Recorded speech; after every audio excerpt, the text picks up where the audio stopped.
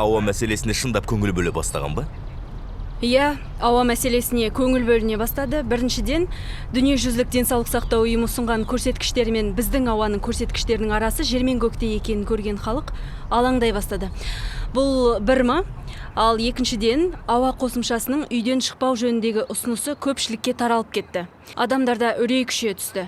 Бәрі бір-біріне әлеуметтік желі арқылы сол ақпаратты таратып, елдің көңіл күйін басқара бастады емес пе? Бұл халыққа қатты әсер етті. Ешқайда шықпай, үйде өлуді ұсынған ауа қосымшасы жөнінде бұқаралық ақпараттардың өзі мақалалар жазған болатын.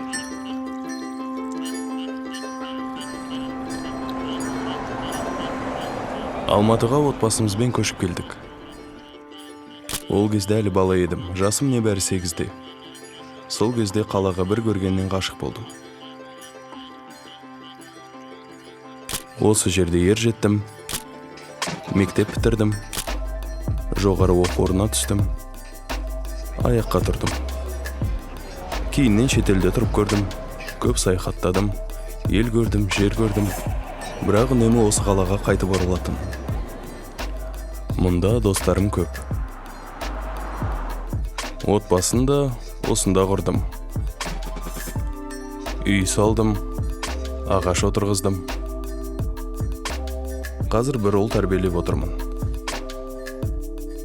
Әке болған соң түрлі сұрақтар мазалай бастады. Балаларының осында тұрған қалаймын ба, жоқ па деп ойлайтын ата-аналар қатарын толықтырдым. Бұған себеп Алматы ауасының сапасы.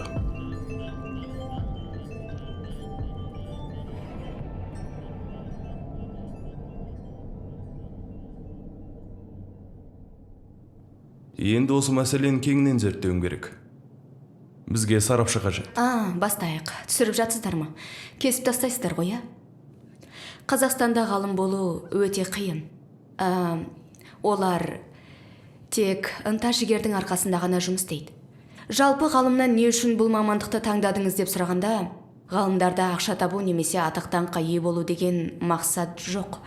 Олар әлемді жақсартқысы келеді. Әлемді деп айту енді бұл амбиция әрине. Бірақ өз қаласын, айналасын, өз үлесін қосқанға не жетсін.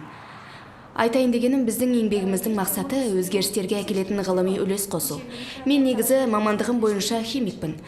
Қазақ ұлттық университетті бітірдім. Менің зерттеулерім қоршаған орта объектілерін зерттеуге бағытталған. Бұл environmental science. Бізде оны экология деп атайды. Бұл су, ауа, топырақ. Бакалавриатта осы үшін объектіні зерттеуден бастадым. Магистратурада ауаға көбірек назар аудардым. Себебі бұл салада зерттеулер өте көп болғанымен, терезенің арғы жағындағы көріністі байқамау мүмкін емес еді. Ауа сапасының нашарлығы сондай, оны физикалық тұрғыдан көре аламыз. Бұл біздің денсаулығымыз үшін қаншалықты қауіпті? Шынында Алматының ауасы өте нашар және ластанған ауаның денсаулыққа әсерін әртүрлі қырынан зерттеуге болады. Ауаның ластануы онкологиялық патологияларды, яғни әртүрлі қатерлі ісік ауруларына әкеліп соғады. Екінші жағынан ауаның ластануы онкологиялық емес, жалпы соматикалық патологияны тудырады. Бұл терминді тіпті қазір танымал әдебиеттерден де кездестіруге болады. Ол дегеніміз адамның әртүрлі жүйелері мен ағзаларының ластанған ауа әсерінен түрлі өзгеріске ұшырауы. Басқаша айтсақ, ауаның ластануынан аэродинамикалық диаметрі кішкентай қалқыма бөлшектер өкпенің қатерлі ісігіне алып келеді. Бұл үрдістің ауа сапасымен тікелей байланысы бары дәлелденіп отыр. Сонымен қатар басқа да қатерлі ісік аурулары зерттелуде. Бірақ басты назар аударатын нәрсе өкпе ауруларына, тыныс алу ағзасының ауруларына, жүрек, қан тамыр жүйесінің және басқа да ағзалардың ауруларына аударылады. Сонымен қатар бұрын ауамен байланысы жоқ деп есептелетін ауру түрлері қазір қайтадан зерттелу үстінде. Мысалы, депрессия, көңіл-күй деңгейі, көлік жүргізу сапасы, жол үстіндегі агрессия, сондай-ақ ауа сапасының балалардың мектептегі үлгеріміне, балалар мен ересектердің арасындағы когнитивті бұзылулар деңгейіне, халықтың жадының төмендеу мүмкіндігі мен ойлау қабілетінің нашарлауына да әсері зерттеліп жатыр. Кезінде дұрыс көңіл бөлмеген осы бір мәселелер қазір кеңінен қарастырылуда. Қазір біз түсінген және ондаған, жүздеген миллион адамды зерттей келе, көзіміз жеткен нәрсе ол ауаның ластануы тыныс алу ауруларының пайда болу қаупін арттырады. Әсіресе созылмалы обструктивті өкпе ауруы, өкпенің қатерлі ісігі, демікпе ауруының қаупі жоғары. Мысалы, демікпесі бар адамды алатын болсақ, ауаның ластануына байланысты жағдайы нашарлап, ауруханаға жиі жатуы мүмкін. Сондай-ақ жергілікті халық арасында ауаның салдарынан аллергия ауруы жиілеуде қаупі жоғары. Аллергия ол да тыныс алу ауруларына жатады. Сондықтан аллергияға шалдыққан халық саны ауа сапасы нашар жерлерде едәуір көп.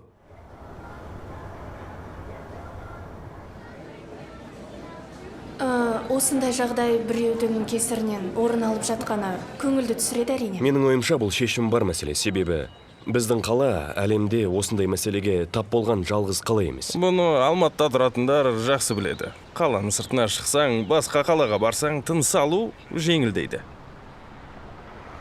Жазда неге сторис әдемірек, жаңағы шөптің жасыл болғанда емес, смоктың аздығында. Расын айтқанбыз негізі. Осы туралы сөйлескенбіз біраз адамдармен, біраз жылдарды талқылап, мен бір аксиомаға келдік біздің ортамызда. Жаңағы жаздың күні смок аз, сол себепті видео телефоннан түсірсең де әдемірек. Тұмша аз, бірақ тұмша жоқ деп айта алмаймыз.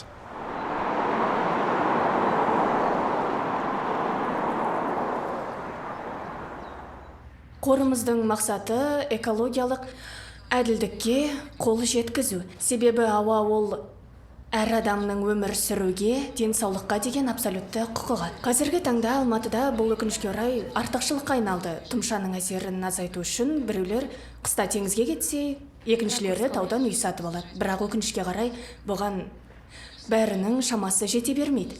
Көпшілік осы ауамен тыныс алуға мәжбүр болады. Бұл әлеуметтік, экологиялық әділетсіздікті тудырып жатыр.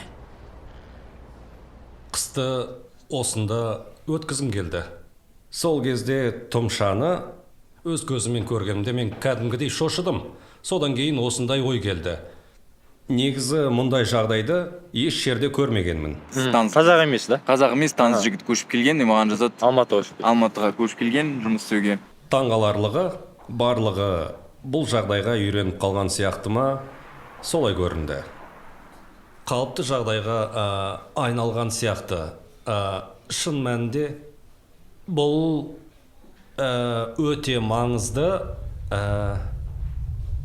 әрі ауқымды мәселе. Менің әлі есімде. Қанат, сәлем, Алматыға көшіп келдім. Тұмша мәселесі не болды деп жаздыңыз? Не болып жатыр смокпен? Әлде сендерге бәрібір ме? Сол сөз маған қатты тиіп қалды. Сенің де етің үйреніп кетті ме? Сосын мен шынымен маған бәрібір дедім.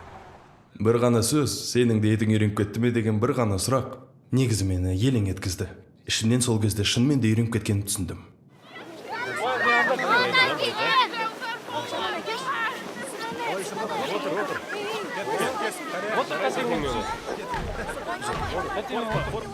Ауаның ластануына бірнеше себеп барын үнемі айтам. Алматының мәселесі бұл кешенді мәселе. Ауаның ластану себебін түсіну үшін ғылым кандидаты болудың қажеті жоқ дегенді жиі естимін. Оны барлығы біледі. Бұл көлік құралдарының шығарындылары. Жер үйлер мен жылу электр орталығының көмір жағуы. Желдету жүйесінің жоқтығы, сондай-ақ жаппай құрылыс та ауаның тазаруына кедергі келтіреді. Сонымен жер үйлер туралы айттым. Оның үстіне жер үйлер көмірден бөлек басқа да заттарды, мысалы, қоқысты өртейді. Сонымен басты себеп тек бір ғана себеп дегенді білдірмейді. Бұл мәселені кешенді түрде шешу керек. Қысқы маусымда бұл әрине ең алдымен отын жағу. Отын дегеніміз жаңағы көмір ғой. Атап айтқанда күлі 42%-ды құрайтын екібастұз көмірі әлемдегі ең нашар көмір. Оны сапалы көмір деп айту қиын. Бұл да бір топтардың мүдделерін қорғау. Жай ғана ең арзаны болғандықтан шығар. Бойжеткен, сәлеметсіз бе? Алматыда тұрасыз ба? Иә. Сізге сұрақ қоям, шыныңызды айтыңыз.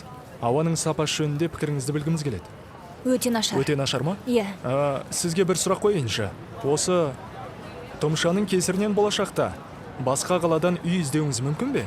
Енді Әбден мүмкін. Шынымен бе? Иә, Әлде- қазірдің өзінде аллергия мүдеп барады. Жалпы Алматыны қоршап тұрған таулар желге тосқауыл болып тұр деп ойлаймын. Сондықтан ауа тұмшаланып, сөйтіп бір орында тұрып қалады. яғни сізде көшу туралы ой бар. Әрине. Қап. Негізі, мен осында туып өскенмін, ата-анам да осында туған. Біз бұл жердікі емеспіз. Алматылық емессіздер ме? Жоқ. Аға сізде ме? Жоқ. Қайдан келдіңіздер? Тараздан. Онда Тараздың Иә. экологиясы қалай? Таразда ма? Бәрі жақсы ма? Жақсы енді. Бұл жақтан жақсырақ шығар. Сіңілі, мінім бәріміз осында туып өстік, бірақ кейінгі кезде көшу туралы жиі ойланамыз. Өйткені кішкентай жиенім бар. Таза ауа болмаған соң өмір сүру де қиын. Вейп пен электронды темекілер де белгілі Вейп бір дейсіз рөл бе? атқарады. Вейп? Иә. Тұмша ма? Қандай тұмша? Алматының тұмшасы. Оны білем, бірақ үйреніп кеттік қой. Үйреніп кеттіңіз бе? Иә. Қызық. Тыныс алмай жүрмейсің ғой. Сәлем қалайсың, неге алмайсың, қанша шалдым телефон. Міне осылай. Бәрекелді, күшті. Бұл бастамасы ғана. Қараңызшы, тұмша туралы шығармашылық адамның пікірі қызық болып тұр.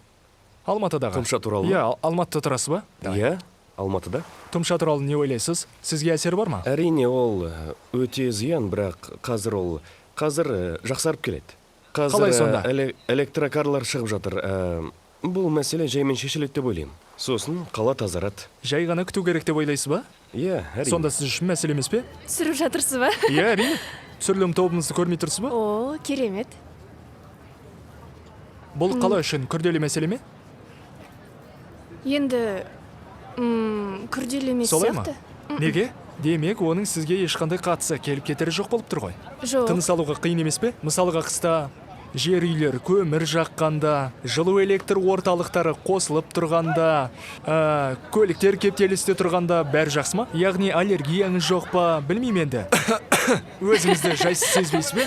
Жоқ, барлығы дұрыс. Әйтеуір сізге бәрі жақсы екен. Иә. Бақытты жан екенсіз. Иә, әрине. Иә, әрине. Альхамдулилля.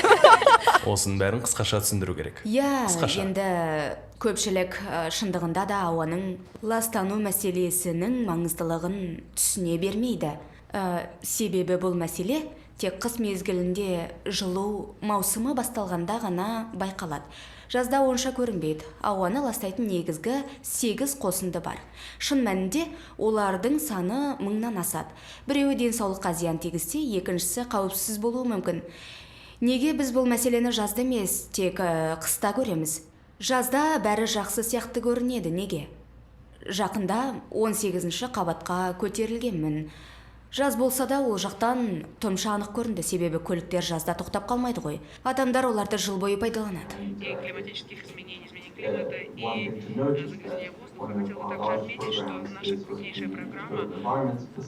Бұл көрсеткіштер халыққа онша әсер етпейді. Қалада ауаны ең қатты ластайтын көліктер екенін бәрі біледі, бәрі естіп жүр. Мәселе осымен шектеледі, болды. Қандай бір шаралар атқарылғаны көрінбейді. Неге көрінбейді? Себебі бір жағынан бізде есептеу тәртібінің өзі сұрақ тудырады. Өйткені денсаулыққа кері әсер ететін заттарды нақты түсіну маңызды болып тұр. Ол үшін бізге 3 сектордың өкілдері бірігіп, белсенді түрде жұмыс істейтін мықты ықпалдастық қажет болып тұр. Бұл денсаулық секторы, яғни денсаулық сақтау министрлігі, содан кейін әдістемелерді бекітіп, шығарындылардың есептелуін бақылайтын және есеп қалай беріліп жатқанын қадағалайтын экология министрлігі. Негізі осы есеп беру жағынан біз ақсап келеміз деп ойлаймын. Бұл мәселе осы сандарды анықтау үшін бізбен жұмыс деген басқа елдерге де ортақ болуы мүмкін. Және үшіншісі бұл әрине көлік министрлігі. Осы көлік мәселесі көлденең тұрған жағдайда таза ауа жөніндегі конференцияларда көлік министрлігі төбе көрсеткені бір байқалмайды. Ең өкініштісі осы, барлығы көлік министрлігіне байланысты.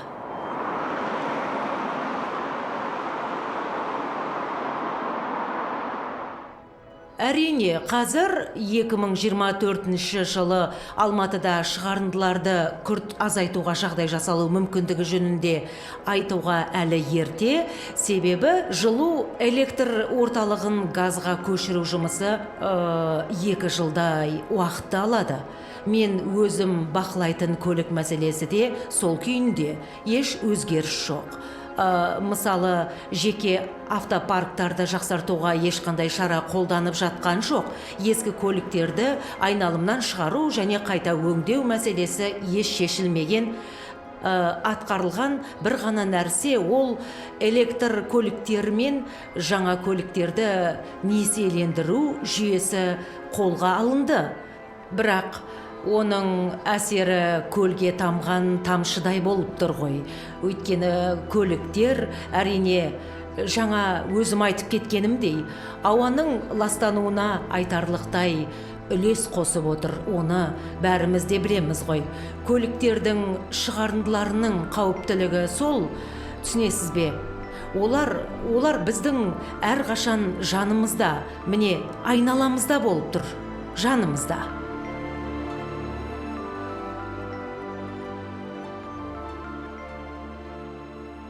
Иә, айтқым келгені, жылу электр орталықтары олар күлі 42% құрайтын көмір жағады. Дегенмен ол басқа технология. Ол жақта көмір өте жоғары температурада жағылады. Ал жер үйлерде керісінше. Оның үстіне жер үйлерге көмір делдалдар арқылы жеткізіледі. Олар әрине бағаны қосып сатады. Және ол тұрғындар үшін өте қымбат. Неге жер үйлер көмір жағады дейсіз бе? Өйткені көп жерлер газбен қамтылмаған. Бұл бөлек мәселе. Сонымен жер үйде көмір төмен температурада жағылады, мұржалар төмен. Көліктер де дәл солай.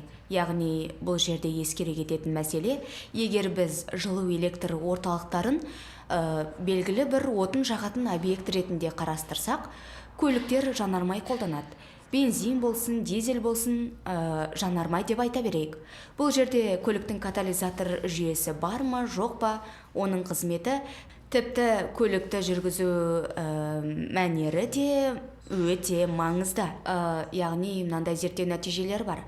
Яғни бір қалыпты жүріп келе жатқан көліктерден қарағанда кептелісте тұрған көліктің шығындылары көбірек болады. Яғни бұл жерде түсінетініміз, көліктің қозғалтқышы қызбағаны жақсы. Солай. Көлік туралы сөйлесейікші. Иә, сөйлесейік. Мамандар не деп жатыр? Не керек жалпы? Көлік мәселесі өте қиын. Неге дейсің бе? Себебі адам көлік сатып алған кезде, әсіресе ескісін алған кезде, катализатор туралы мүлдем ойланбайды. Олар көліктің газ шығару жүйесі туралы да ойламайды. Оларға бастысы беріліс қорабы дұрыс жұмыс істесе, және де қозғалтқышы жақсы, жүрісі мінсіз болса болды. Көліктің газ шығару жүйесіндегі оттегі мөлшерінің көрсеткіші секілді ұсақ түйектерге бастарын қатырмайды. Біле білсеңіз, бұл өте маңызды болып табылады. Маңыздысы, егер көліктің компьютері жүргізушіге лямбда зондта ақау бар, газ шығару жүйеңді тексер деп көрсетсе, ол не істейді, білесіз бе? Ол техникалық қызмет көрсету станциясына барып, сол көрсеткішті қиып тастайды. Эко-бекеттердің де тиімсіздігі жөнінде айта кеткен жөн. Қала ішінде қозғалмалы эко-бекеттер қажет. Автокөлік иелерімен жұмыс істеу керек, және осы арқылы адамдардың санасын, көзқарасын өзгерту қажет. Сонда ғана өзгерістер басталады. Қазіргі уақытта адамдар бұл мәселеге әсер ете алмаймыз, жылу электр орталықтарын ауыстырыңдар, бәрі сонымен шешіледі деп ойлайды. Бірақ іс жүзінде бәрі басқаша. Ең бірінші әдет пен менталитетімізді өзгерту керек. Көлігіміздің қаншалықты экологиялық тұрғыдан қауіпсіз екенін ескерген жөн.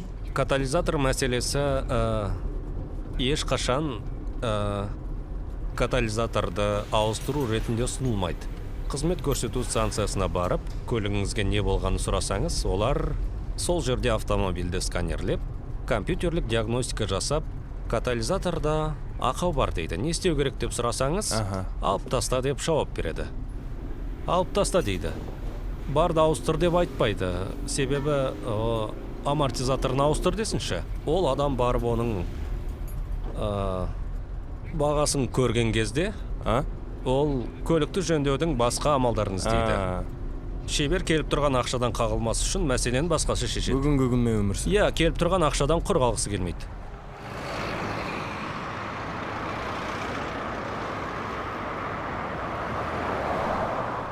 Жүргізушілермен сөйлескенде олардан ауаның сапасы туралы ойланасың ба деп сұрағанда, олар Жоқ, кино түсіріп жатырмыз деп айтасың ғой, енді сол кезде жоқ, ауаға еш ағымыз жоқ деп жауап береді. Алматыдағы көліктердің 60%-ында катализатор жоқ екенін анықтадық. Жай ғана қиып тастаған.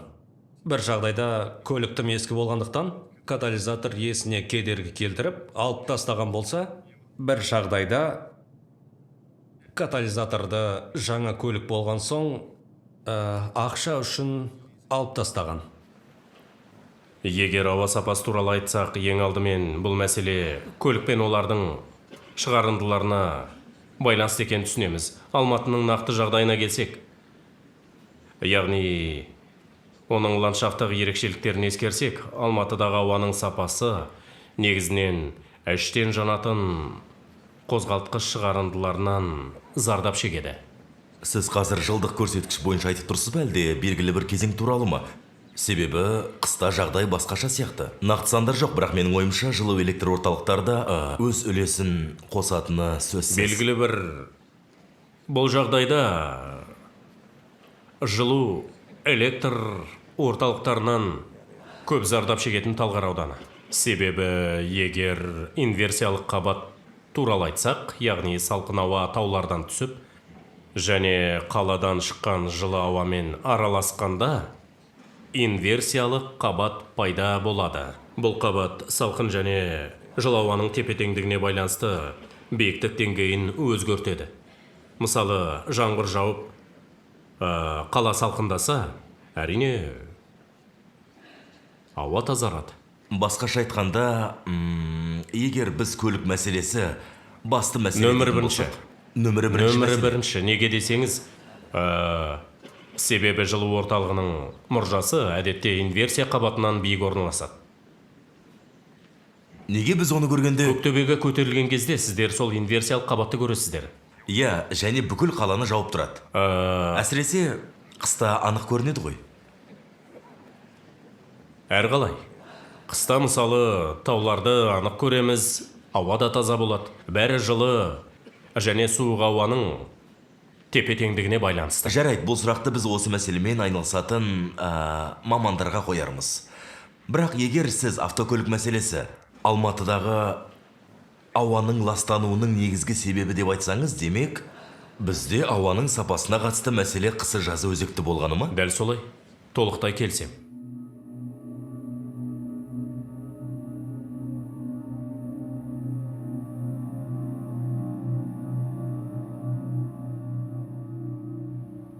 Қанша уақыттан бері ауаның ластануының негізгі себебі көлік деп айтып келдік. Бірақ кейіннен оны басты себепкер қатарынан алып тастадық. Әу баста билік тарапынан ауаның ластануына тек көлік кінәлі деп айтатын. Бұл жағдай көптеген қалаларымызда қайталанып отыр. Ол жақта да ауа мәселесіне бірінші кезекте көлік кінәлі.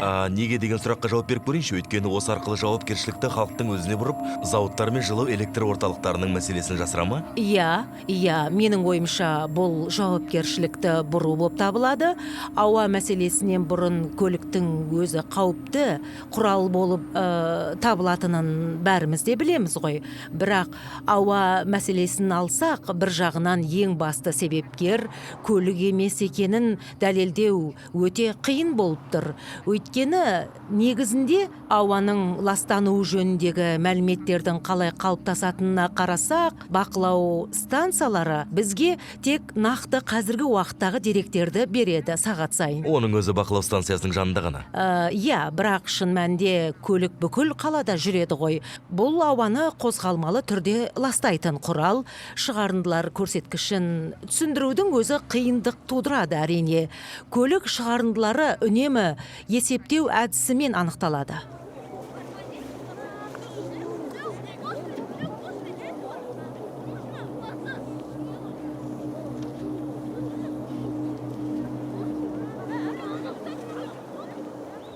Меніңше, негізі сіз дұрыс айтасыз. Әсіресе бұл жай ғана әңгіме. Иә. Бірақ бір ойды түсінгім келіп тұр. Иә. Бірақ мен көп нәрсе жасалып жатқанын көрем. Біз де өзімізде бір нәрсе жасауға тырысып жатырмыз. Қоғамдық ұйымдарда көп нәрсе істеп жатыр. Иә. Бірақ ластану көрсеткішіне қарайтын болсақ, олар сол қалпы тұр. Әзірге еш өзгеріс жоқ. Және ешқандай нәтижемен жақсы қорытынды жоқ әзірге, тек осылай деп үміттенемін. Мен бір нәрсе айтайыншы. Мен білсем, нәтижеге қатаң шаралар арқылы ғана жетуге болады. Яғни, бұл бәріне бірдей қолайлы Бұл шара енді- болмайды. Дұрыс түсіндім бе? Жоқ, қатаң шаралар жұмыс істемейді. Қатаң шаралар ешқашан таза ауа үшін күресте нәтиже бермеген. Барлығы кезеңмен болуы керек. Кез келген өзгеріске бастайтын алғашқы қадам ол өлшеу. Себебі өлшей алмайтын нәрсені өзгерту мүмкін емес. Біз жақында сауалнама жүргіздік. Алматы тұрғындарының 74% ауаның сапасын қайда және қалай тексеру керектігін білмейді. Барлығы ауаның сапасы нашар екенін, оны сезінетін айтады. Аллергиямыз бар дейді, бірақ 74% оны қалай тексеруге болатынын білмейді. Әсіресе 18 пен 24 жас аралығындағы жастар арасында бұл көрсеткіш 80%-ға жетіп отыр. Бұл нені білдіреді? Біздің елде ауа сапасын тексеру мәдениеті жоқ екенін білдіреді. Мысалы, IQ Air-дің халықаралық Air Visual атты қосымшасы бар. Ол жерде әлемнің кез келген мемлекетін таңдап ауа сапасын тексеруге болады. Ал Қазақстанды ашсаңыз, бар жоғы 50 бақылау құрылғысын көресіз. Бақылау құрылғылары көп болған сайын ақпарат та сапалырақ болады. Қазір қосымшаны ашсаңыз, бүкіл ақпарат шықпайды. Көре алмайсыз. Қанша бақылау құралын орнатпақсыздар? Енді кем дегенде 400. Ал осы деректерді, мысалы, ауа райы қолданбасына қоса аласыздар ма? Болады, әрине бірігуге болады. Мысалы, Тугис сияқты заманауи қалалық қосымшалармен бірігуге де болады. Бұл тіпті керемет. Мысалы, картаны ашасыз да, күн сайын ауаның сапасын көре аласыз. Мысалы, крышаға кіріп, пәтер сатып алатын болсаңыз, картадан аудандағы ауа сапасын да көруге болар еді. Бұл ақпарат тіпті балаларыңызға мектеп таңдаған күннің өзінде қажет. Біреулер, ой, одан не өзгереді дейсің деп айтуы мүмкін, бірақ бұл өте маңызды. Мысалға, халықаралық зерттеулер бойынша адамдардың осы мәселеге назарын дәл осындай өзгерістер аудара алады. Бұл олардың мінез құлқына, жүріс тұрысына әсер етеді. Мәселені түсінуге жол ашып жатады. Әйтпесе, бір күн ойласаң, екінші күні ұмытып кетіп жатасың емес пе?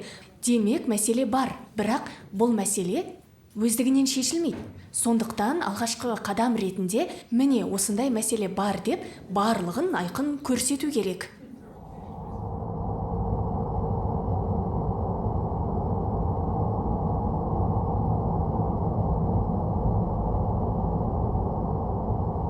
Көптеген адамдар қала тұрғындары ауаның сапасы туралы тек аллергия немесе соған ұқсас басқа да аурулар пайда болған кезде ғана ойлана бастайды. Бірақ олар ауа ластануы мен аурулардың арасындағы байланысты байқай бермейді. Бұл туралы емханаларда ештеңе айтпайды. Өкінішке орай енді бұл мәселе кең көлемде көтерілмейді. Менің ойымша, қала тұрғындары, әсіресе әлеуметтік тұрғыдан осал топтар, Масло пирамидасының басқа қабатында тұрған сияқты. Иә, олар тек күн көруді ғана ойлайды. Ал ауаның сапасы жөнінде біз өмірдің белгілі бір деңгейіне жеткенде ғана ойлана бастаймыз. Бұл өкінішті әрине. Мысалы, қаланың шығармашылық индустрия өкілдері олар ауаның сапасы туралы енді ойлана бастады. Өйткені олардың өмірінің кейбір мәселелері шешілген деп айтуға болады. Алматының ауа райы керемет, тамаша. Тыныс алуға жақсы. Мінекей. Кішкене жаңбыр болып тұр, шаң деген басылып, қазір керемет ауа болып тұр ғой. Экология жағынан жаман дейді ол ауасы. Оны айта береді. Бұл бұнады кен ғой. Аспан деген бәрін тартып алып кетеді ғой. Оны айта береді. Просто бұл әңгіме бұл, болмайтын әңгіме. Ауасы таза міне, көк күмбек бәрі. Мен оны тексермеймін. Мен тексердім, менің қабілетім жоғын тексердім. Адам дем алып жүр, все нормально. Алматыдағы смог болса 2 миллион адам тұра ма? Қыста көрмейсіз бе оны? Жоқ, көрмеймін. Жоқ, зияны ештеңесі жоқ. Бұл өмірде келе тұрған дүние ғой бұл деген, бұл деген зат.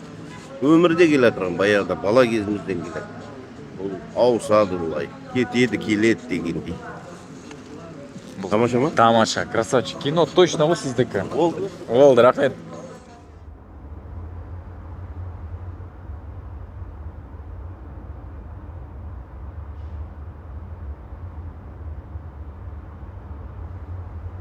Ауадағы ұсақ бөлшектер ағзаға енгенде әсері қандай және олар қанша уақыт сонда қалып қояды? Бұл бөлшектердің аэродинамикалық диаметріне байланысты. бөлшек үлкен болған сайын оның зияны да азаяды. Себебі шамамен 30 микрометрден 10 микрометрге дейінгі бөлшектер ірі бронхтардан әрі қарай өтпейді.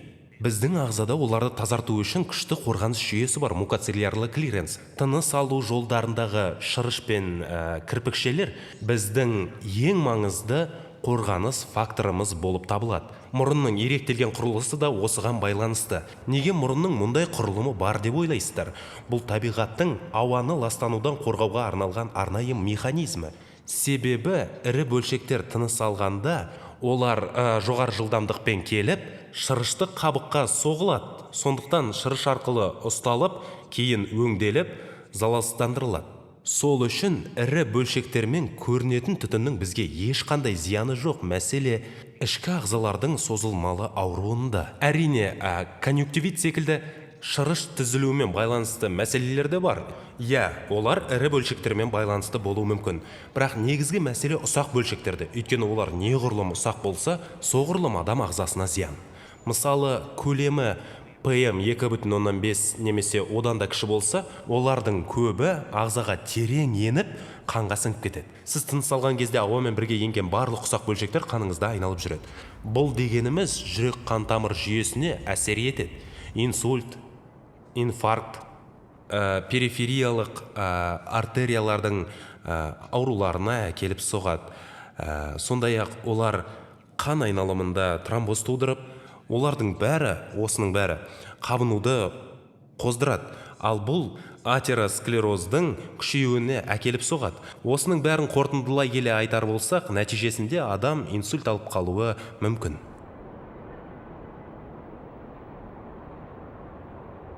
Неге олар шынымен де ең қауіпті болып саналады? Себебі бөлшектердің көлемі кішкентай болғаны өз алдына.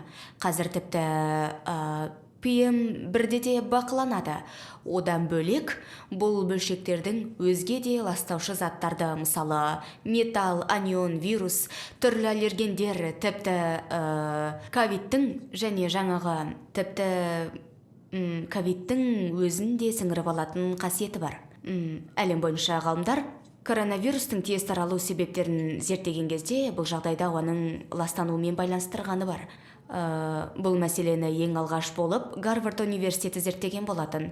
Онда Манхэттендегі ПМ 2,5 бөлшектерінің соңғы 2 жылдағы шоғырлануы 1 микрометрге болса да төмен жағдайда ковидтің таралуы ауру деңгейі және өлім жітім 8%-ға төмен болар еді деп көрсетілген. Бұл бір ғана мысал, яғни бұл бөлшектер өзіне кез келген нәрселерді сіңіріп ала алады.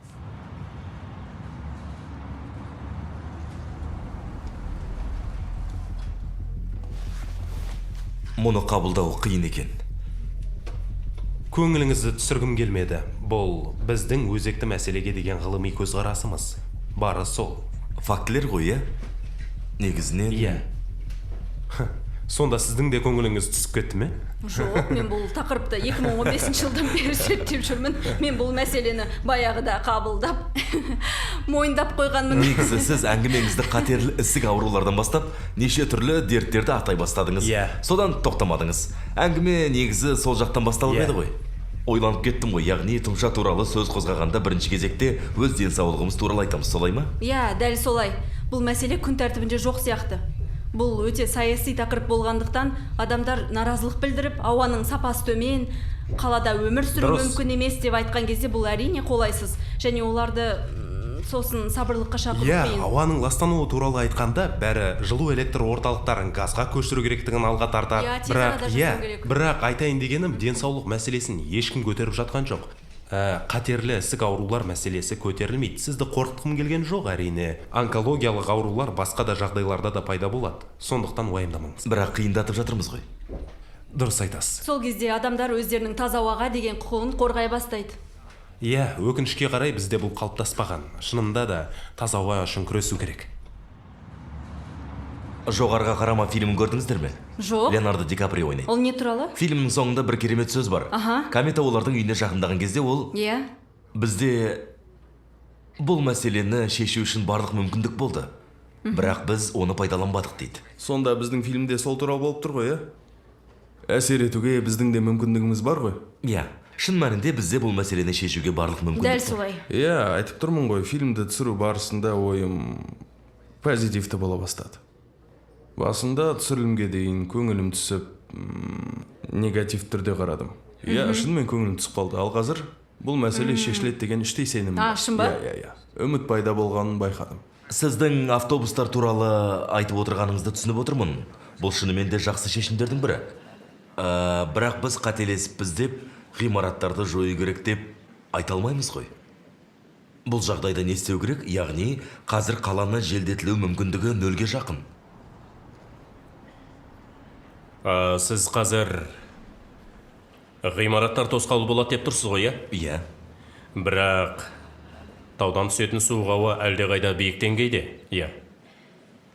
Егер әлгі инверсиялық қабат туралы айтар болсақ, ол кейде шамамен 700 метр биіктікте болуы мүмкін.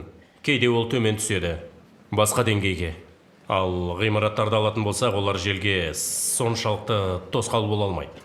Ауа қозғалысына кедергі келтіретін ол қаладан көтерілетін жылы ауа. Түсінесіз бе? Кейбіреулер түсінбейді. Ғимараттар сәулелі, ауаның алмасуына әсер етпейді деп ойлайды. Негізінде әсер еткенде қандай? Қазір мен осы мәселелерді қарастырудамын. Кешкісін әдетте салқын жел тұрады. Бұл ауаның табиғи циркуляциясы. Бірақ ол бұрын әлдеқайда айқын болған. Қазір ол әлсіреп барады. Мына Гоголь мен Қонаев көшелеріндегі жағдайға қараңызшы. Бұрын бұл жерде аркалар болған. Қазір олардың орнына ғимараттар салған. Ал мына ғимаратты Ле Корбюзье ұсынған болатын. Бұл жерге аркалар ол жерде кездейсоқ салынбаған ба? Жоқ, кездейсоқ емес. Ауаның алмасу заңдылығы ескерілген, себебі жел төменнен еседі. Сондықтан аркаларды мына жерге орналастырған еді, енді олар жоқ. Мына жерде де болған. Мен оларды қапсырма деп айтатынмын. Міне енді бұл жерде де жел жоқ. Мен аркалар орнатуды және мына жерді ашуды ұсынар едім. Қараңыздар, мына асты ашық үйлерді Ле Корбюзье тұрғызған болатын. Ол осы әдісімен танымал. Қаланы желдету мәселесін шешкен үшін көзі тірісінде оған ескерткіш орнатылған болатын. Яғни бұл сән үшін құрылған дүние емес. Иә, ол қаланы желдетуге мүмкіндік берді. Соның арқасында масада жоғалып кетті. Неге дәл сол жерді таңдады деп ойлайсыздар? Өйткені бір жағынан күн түссе, екінші жағынан көлеңке. Күн мен көлеңке арасында үнемі ауа ағыны болады. Сондықтан өз пікіріңді айтпай тұрып, қарапайым заңдылықтарды білу керек.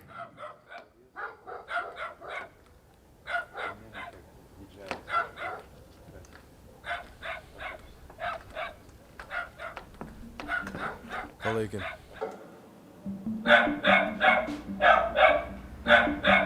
Масқара ғой.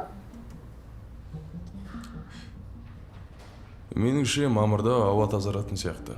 Міне мына Иә, сәуір мамыр айларында ауа жақсарады. Ең жақсы кезең. Бұған қалай келдің?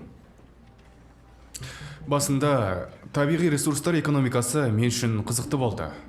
Кейіннен назарым қоршаған орта экономикасын ауды. Алдымен климаттың өзгеруіне назар аудардым, сосын судың ластануын зерттеп, диссертация қорғадым. Содан кейін осында қайтып келдім. 2020 жыл етін. Ауаның ластану мәселесімен қайта бетпе-бет келдім. Осыны сосын қолға алу керектігін түсіндім. Қоршаған орта мен экологияны зерттегендіктен мен өзімді осы саланың маманымын деп айта аламын. Көрсеткіштер үлгісі және олардың өлшену әдісі туралы хабардар едім. 2022 жылы 2-3 митинг өткізуге рұқсат берген кезді пайдаланып, таза ауа үшін атты митингін ұйымдастырдым. Ауаны жақсартуға өз үлесімді қосқым келді. Сондай құлшыныс пайда болды. Белсенділік қарқынын конструктивті жолға бұрғым келді. Зерттеп, сарапшы ретінде өзім қалыптасқым келді. Міне осындай белсенді зерттеуші ретінде 2 жылдық тәжірибем бар. Қызық, айтпақшы, сол сен ұйымдастырған митингке мен де қатысқанмын. Ого!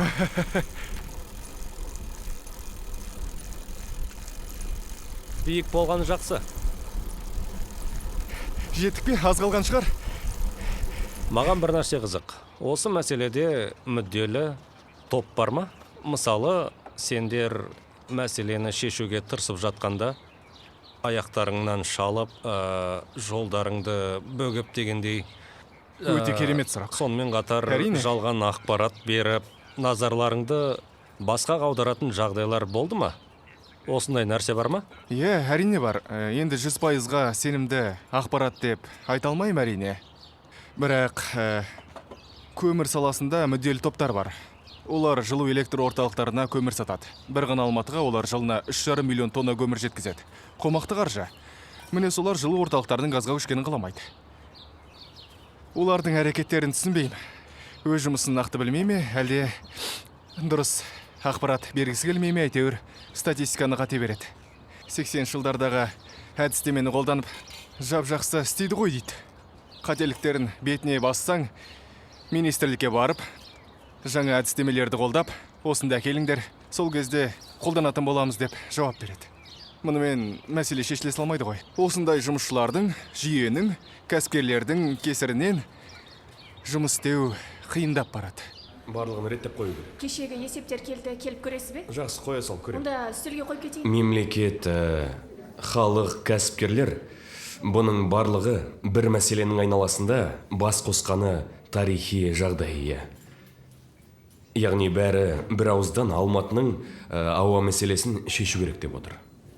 Сіздің ойыңызша қаланың басты мәселесі осы ауаның ластануы ғана ма? Бір қызық айтып берейін саған. Сағынтаев IT саласының мамандарын жинап, кеңес алуды сәнге айналдырған болатын. Салықтарын азайтып, жұмыс істейтін орындар ашып бермек болған. Ол кезде стартаптарға ерекше көңіл бөлінуші еді. Сонымен сондай бір кездесу барысында ол Алматы қаласы IT мамандарының ордасы болу үшін не істеу керек деп сұрақ қойған болатын.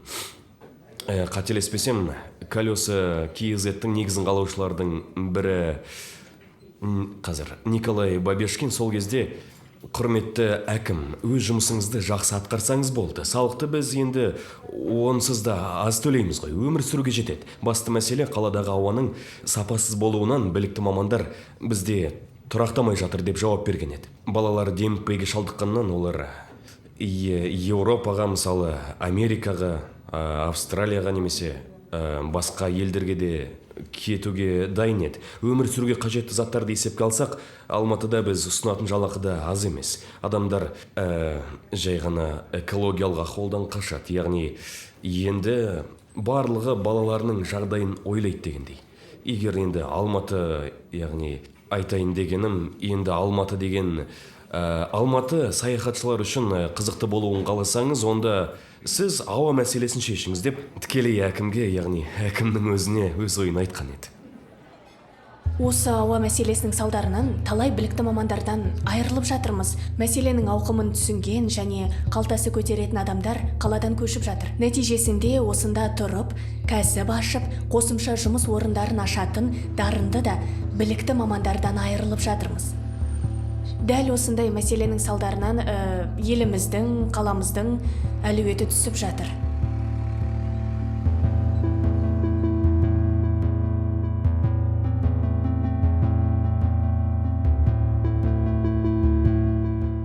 Шешу жолдары бар, бірақ әлемнің талай елінде осыған ұқсас мәселелер бар. Олардың тәжірибесіне сүйенсек, бұл мемлекеттің бақылауымен жүзеге асатын дүние. Ковидтан кейін Алматыға кіруге болмайды деген шешім жарамайды. Алдымен жоспар керек. Егер шектеу қойсаңыздар, оның орнына басқа шешім ұсыну қажет. Ең бірінші кезекте біз халықтың немқұрайлығымен жиі кездесеміз. Ең басты мәселе де сонда ғой. Бұл мәселе халық үшін маңызды болса, біздің де болашаққа деген сеніміміз арта түсетін еді. Қазір Төле би көшесіне шығып қарап көріңіздерші. Билбордтардан, жарнамалық құрылғылардан ауаның ластығы туралы ақпарат іздеп көріңіздерші. Жоқтың қасы, ал жарнамада не көрсетеді? Осындай көлік сатып алыңыз, осындай науқан болып жатыр дегенді әр жерден көруге болады. Яғни халық бірінші кезекте материалдық жағдайын ғана ойлайды. Мысалы, көлік сатып алу, оның несиесін жабу, шетелге саяхаттау деген мәселелер олар үшін бірінші орында. Ал қоршаған ортаның адам ағзасына деген әсері оларды алаңдатпайды.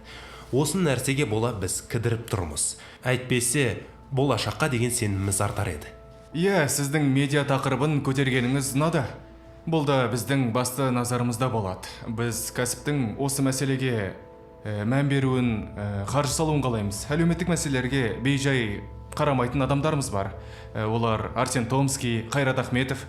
Олар осы қорға қаржы құяды. Олар меценаттар. Сондай-ақ осы бағытқа қызығушылық бар бірнеше адамды білеміз.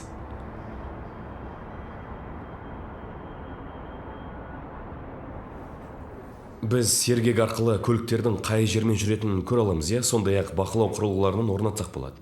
Әлемде негізі ешкім ауа тазартумен айналыспайды. Мысалы, Қытайдың Пекин қаласы. Пекин не істеді? Ауаның сапасын жақсартудың айқын көрінісі әзірге Пекинде ғана. Олар ауаны қалай тазартты? Зауыттарды қала сыртына шығарды. Не болмаса толық соларды жапты. Қаланың ішінде ақылы жолдарды іске қосып, көліктердің санын азайтты. Халықтың көбісін электр көліктерге отырғызды. Автобустардың бәрін электр қуатымен жүретін қылды. Сондай алып мемлекет бола тұра, яғни Қытай елі ауаны тазартумен айналыспады. Ол мәселені басқаша шешті. Бәрін біз сізде ойластырып қойған дейсіз ғой. Иә. Биыл Алматы үшін ауа сапасы мәселесі мен заңнама тұрғысынан маңызды оқиға болды. 11 маусымда атмосфералық ауаны қорғау ережелерін қабылдауға мүмкіндік беретін бірқатар заңнамалық актілерге өзгерістер енгізілді. Бұл құжат қалаға өз ережелері мен талаптарын әзірлеу үшін белгілі бір автономия береді. Мысал келтіретін болсақ, сол құжаттың арқасында әлемде кеңінен қолданылатын low emission zones, яғни былайша айтқанда төмен шығарындылар аймақтары енгізілуі мүмкін. Жауапкершілікті жүргізушіге артып қоя алмайсың. Жүргізуші көлікпен жүре алмайтындай етіп айналасына тиісті жүйе қалыптастыруың керек. Қазіргі жүйені осы күйге жеткізгеніміз үшін өзгерту қиынға соғады. Енді бірден 250-300 мың көлікті қаланың сыртына шығарып, жолдарды босата алмайсың. Бұл оңай шаруа емес. Сондықтан оны жаймен шешу керек. Ал егер назар аудармасаң, бұл мәселе ушыға түседі. Бір жағынан халық наразылығын білдіру мүмкін. Мүмкін, иә, қарсы шығуы әбден мүмкін.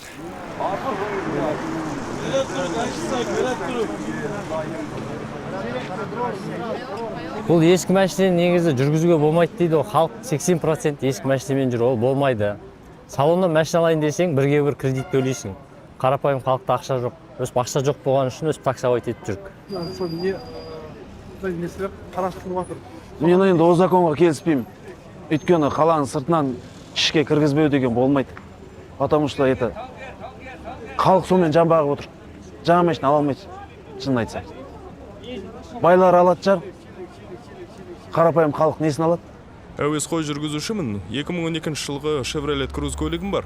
Яғни 12 жыл болды. Қандай да бір шаралардың қолданылуына мен түгелдей қарсымын. Не дегенмен, олар не десе де бізде автопром жоқ қой. Бар болған күннің өзінде өте қымбат. Одан да басқа елден алып келген артық. Катализатор, ескі машинең 80% машинеде катализатор жоқ қой қазір. Енді ол білмеймін, ескі машинені жүргізбейді дейді енді. Ол көтеріліс болады ғой халықта, по-любому. Ол болмайды ол ескі машине. Мысалы қазір қарапайым халықтың зарплатасы біреу 80 мың жұмыс істеп жатыр, біреу 100 мыңға жұмыс істеп жатыр, ол жаңа машина алатын жағдайда жоқ қазір. Бір сұрақ қойыншы, сонда бізге не істеу керек? Бұл сұрақты нешінші рет қойып жатырсыз өзі? Сұрағыма нақты жауап ала алмадым. Бірақ көңілімнен шықпаған сияқты. Мен енді бірнеше рет айтқан шығармын, бізге мемлекет тарапынан қолдау қажет. Қолдау болса керемет болар еді. Егер мемлекет бұл мәселені шешуге ынталанса, баяғыда-ақ бәрі дұрысталар еді. Қазақстанда 20 миллионнан аса адам тұрады. Жер көлемі бойынша біз 9-шы орындамыз. 20 миллион дегеніміз дәл осынша адам қазір Стамбул қаласында тұрады. Жобамен айтқанда, иә. Қазақстан Менделеев кестесі бойынша өте бай ел. Мемлекеттік бюджеттің негізгі бөлігін біздің салық емес, осы 100 кәсіпорын құрайды. Сондықтан халықтың жағдайына тиісті назар аударылмайды. Ауаның ластануы бұл экономика және саяси түрде тиімді деп үнемі айтып жүрмін ғой. Басқаша айтқанда, негізгі салықты төлейтін кәсіпорындар осы елде тұратын адамдардан маңызды. Солай деп айтуға болады. Бұл әзірге мемлекетке тиімді болмайынша, мемлекет халқын бірінші орынға қоймаса, бұл мәселе үнемі қарсылыққа ұшырауы мүмкін. Енді мен білмеймін, бауырым. меніңше осы күнге дейін бұл мәселемен ешкім айналыспаған сияқты. Ауа мәселесі ешкімге қызық емес. Егер сен нәтиже көрмесең, онда бұл мәселемен ешкім айналыспайды деуге болмайды. Осы жолда көптеген экобелсенділер өз мүмкіндіктерінің шегіне жеткен болатын. Енді қазір олардың жұмысы көзге көрінбегенмен, сол кезде көптеген жұмыс атқарылған болатын. Иә, мен сол жұмыстарды көрмедім деп отырмын ғой. Және сәйкесінше сезмедім де. Осы фильмді түсіру барысында ауа мәселесімен айналысқан көптеген белсенділердің еңбегін бағалау керек екенін түсіндім. Біз бұл мәселеге немесе жеке өзімді айтар болсам, мен бейжай бос қарап жүргенде, олар бұл мәселені көтеріп, бар күшімен дабыл қақты.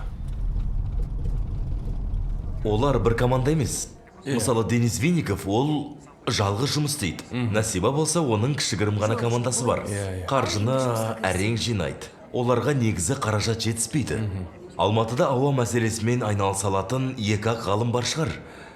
Команда туралы айтуға келмейді. Кеше олар шаршағандарын айтып қалды. Бұл өте күрделі мәселе. Олардың өз жұмысына шамасы әрең жетеді. Сондықтан қорлар құрылуы қажет. Және де бұл мәселеге халықтың атсалысқаны жөн. Олар жылдар бойы осы мәселені айтып келеді. Қаншама жұмыс атқарды, ақырында күштері таусылуда. Қала бойынша АРКаз бақылау құрылғыларын іліп қойған Павел Александровтың оқиғасын бәріміз білеміз. Жыл сайын қыстың күні тұмшаның деңгейін қосымша арқылы біліп келдік. Мәселе ода емес. Түсінесіздер ме? Иә, дұрыс. Бірақ Павел шаршады, бәрінен бас тартты. Енді қараңыздар. Қазір қала бойынша 3-4 бақылау құрылғылары ғана қалды. Бірақ оның үстіне ол кісінің қазір бар білгенін біреуге түсіндіруге де шамасы жоқ. Қараш, қайтадан сұрлана түсті. Маған бір жағынан ұнайды. Менің ойымша, екі маңызды нәрсе бар. Біріншісі үміт. Және жағдайды жақсарту мүмкіндігін түсіну. Мысалға, менде осы үміт бар. Алматы тұрғындары ауаның ластануын жеңе алатынымызға сенсе екен деймін. Бірақ барлығы бұл үміттің негізі бар екенін де түсіну керек. Бізде ғалымдармен осы мәселені шешумен айналысатын адамдар бар. Және кәсіпкерлер де бұл мәселеге назар аударып отыр. Мемлекет пен әкімшілік алғашқы қадамдарды жасай бастады. Демек, бұл үміт негізсіз емес. Білесіздер ме, менде мынандай пікір қалыптасты. Көрермен фильмімізді қарап, мамандардың ойын біліп, мәселені көріп, тереңірек түсініп шығуы мүмкін. Бірақ өкінішке орай, ол фильмнен нақты жауап таппайды. Нақты шешімдер тізімі жазылатын әдістеме жоқ. Біз өзіміз шынымен де бұл мәселенің жауабын таба алмадық. Ой елегінен өткізіп, бір кейіпке нақты келтіре алмадық. Мысалы, сіз ұйымға кіруге болады дейсіз. Мен сізді қазір сынап отырған жоқпын. Мәселенің мән жайын көргім келіп отыр. Ұйымдарға кіруге болады, кәсіппен айналыссаңыз ақша берсеңіз болады. Бірақ бұл мәселенің шешімі тым күрделі болып кеткен сияқты. Таңертең балаларын мектепке апарып, күндіз жұмыс істеп, кешке тамақ істейтін қарапайым адамға мен не істей алам дегенге жауап жоқ. Бұл негізі жақсы сұрақ. Себебі шынымен де халық әртүрлі. Барлығымыз пирамиданың әр сатысында тұратынымыз туралы айтып қалдық. Біреулер жанын әрең бағып жүрсе, ал біреулер қажеттіліктерін жауып, және осы мәселемен айналысуға дайын. Не болса да, қарапайым қала тұрғынына бұл мәселені шешу үшін не істеу керектігі туралы жауап жоқ. Әр адам бұл мәселені өз қалауымен, өз ойымен шешеді. Егер біз өмір сапасын өзгертуді, қоршаған орта сапасын өзгертуді қаласақ, бұл мәселені өзіміз шешуіміз керек. Әйтпесе мемлекет біз үшін шешім қабылдайды. Менің ойым осындай. Осы мәселемен көптен бері айналысып жүргендіктен бұл ойдан алыстай алмаймын да. Саналы түрде әрекет еткенді құптаймын. Ештеңе істеумеуімізге де болады. Бұл да қалыпты нәрсе. Бірақ бейжай қалғанымыздың кесірінен ертең мемлекет біз үшін шешім қабылдап қою мүмкін екенін. Және соған дайын болу керектігін естен шығармағанымыз жөн болады. Тышқандай қашасың, тұмша да полиция да қызық болмай қалады. Демократиялық үрдіс дегеніміз осы. Сондықтан ауа мәселесі саяси астары бар дүние. Біз ештеңе шешпесек те, біздің орнымызға мемлекет шешеді. Көрсеткіш мөлшерінде сол анықтайтын болады. шығарындыларды азайту және экологиялық нормалар сияқты шараларды қолдануы мүмкін. Иә, бұның бәрін мемлекет шешеді. Осы тұста қашан деген екінші сұрақ туындайды. Егер біз ауа мәселесін тездетіп шешіп, өміріміздің сапасын жақсартқымыз келсе, бәрі өз қолымызда. Бұл абстракты естілгенімен, демократиялық үрдістің мәні ол өзіңді мемлекеттің толыққанды азаматы ретінде сезіну. Иә? Сонымен былай айтқанда қарапайым тұрғынмын, саясатқа қатысым жоқ деп ойлау өте қауіпті. Түсініп тұрсыз ғой, иә? Себебі ерте ме, кеш пе біз бұл позицияның да саяси екенін түсінетін боламыз. Әр адам өз саласында қолынан келгенше атсалысуда. Және мен соларға қарап, менде үміт пайда болды. Олар ғана емес қой. Бұл мәселеге атсалысып жүрген адамдардың саны қаншама. Соны да айтып өткен жөн. Басқа да көптеген жандар бар. Бұл фильм солар туралы, негізі. Оларға мың алғыс әрине. Бәрінің армандағыдай қала болған қалайсың? Бәрінің осында тұрғысы келсе ғой. Себебі бұл әлемдегі ең керемет қала. Кем дегенде сондай әлеуеті бар. Және ең бастысы бұл біздің үйіміз. Бұл үйде біздің балаларымыз тұрады. Олардың ауасы таза қалада өмір сүрген қалаймын.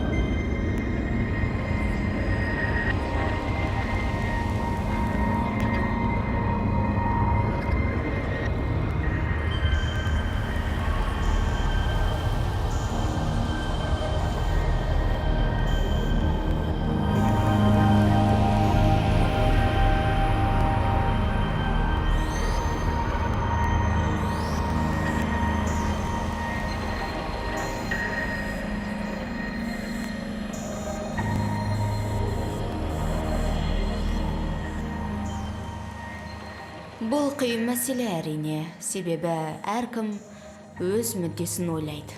Дәл солай. Міне, мен барлық жолды байқап көрдім. Министрге тікелей барып, экологиялық кодекстің жұмыс істемейтінін де айттым. Солай. 10 жылдан кейін барлығы да Қытайдағыдай реттелген кезде, біздің ағзамыздан не қалады десеңізші. Бәрінен де балаларға жан ашиды.